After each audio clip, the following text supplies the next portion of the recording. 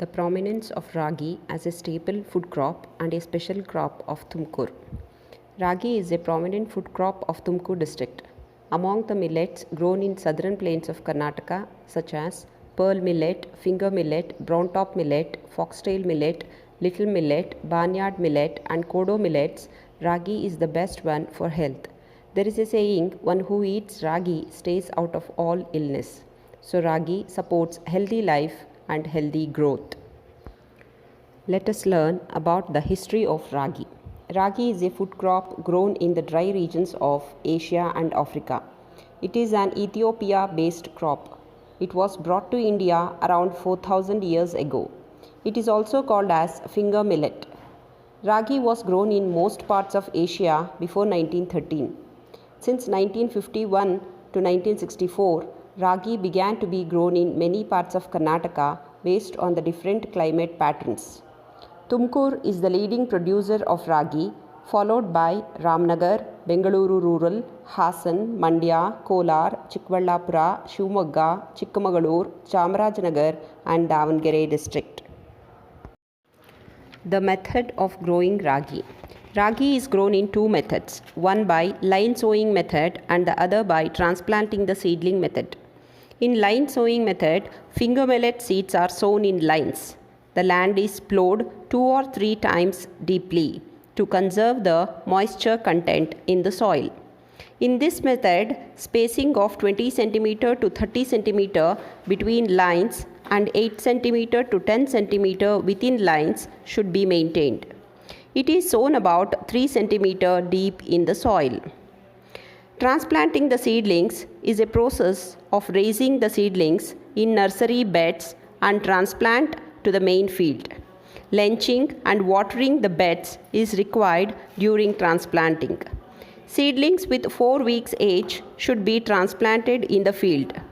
For early Rabi or Kharif season, seedlings should be transplanted at 25 into 10 cm and for late Kharif season at 30 cm into 10 cm.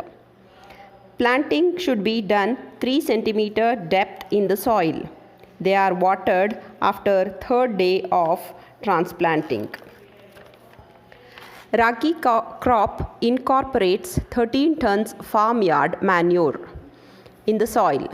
Application of the fertilizers like NPK depends on the region and the soil.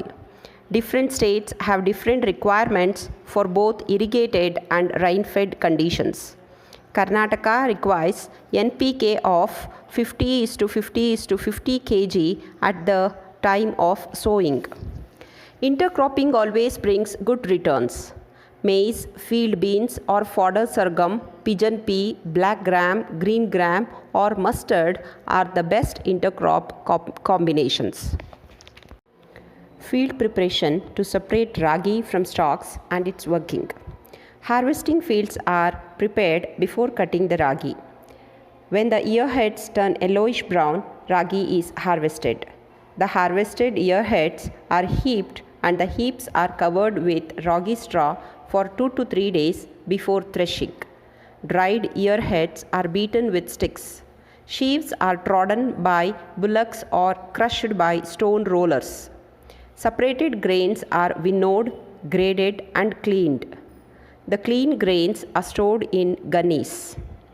The different stages of post-harvesting are curing and drying, threshing, winnowing, grading, storage and milling. Stacking of ragi stalks and hay. The ragi stalks are stored in the form of stacks.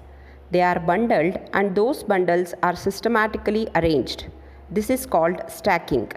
If the ragi stalk is stacked in this way, it can be preserved fresh for long months.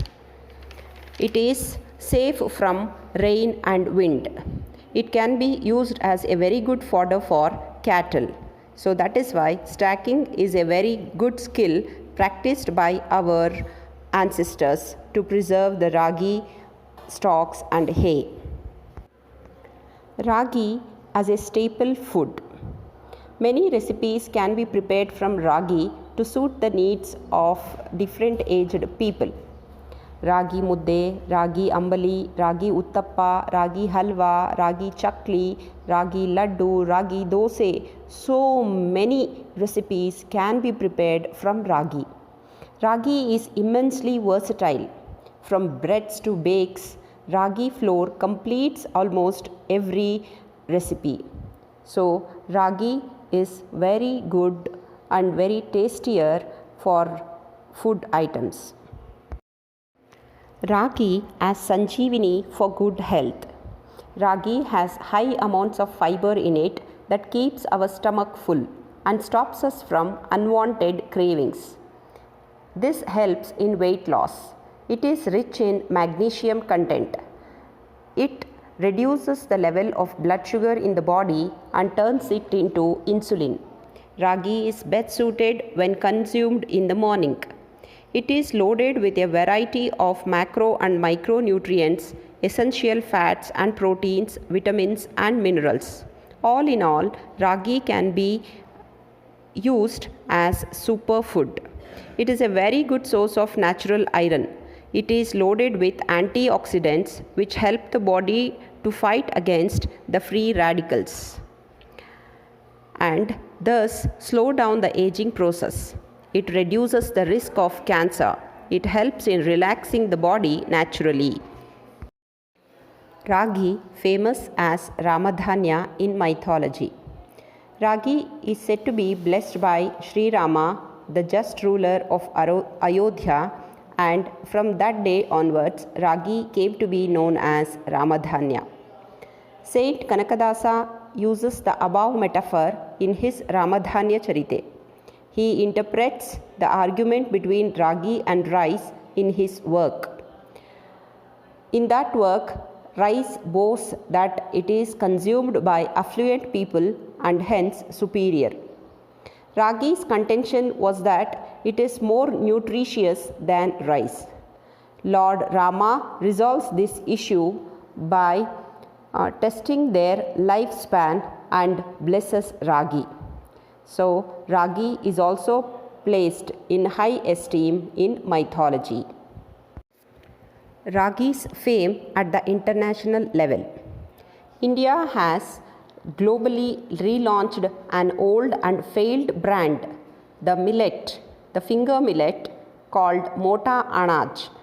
India's campaign to make millet a global brand has got a push with United Nations accepting India's proposal to declare 2023 as the International Year of Millets. The cereal has been gaining attraction among the health conscious in India and abroad who go for millet pancakes and cookies. Now it is called Sri Ana or Nutri Cereal, a superfood high in iron and calcium. The resilient grain also fits in well with the current global climatic concerns. It consumes little water, has low carbon footprint and grows in arid conditions. That is why ragi has become a prominent food crop all over India.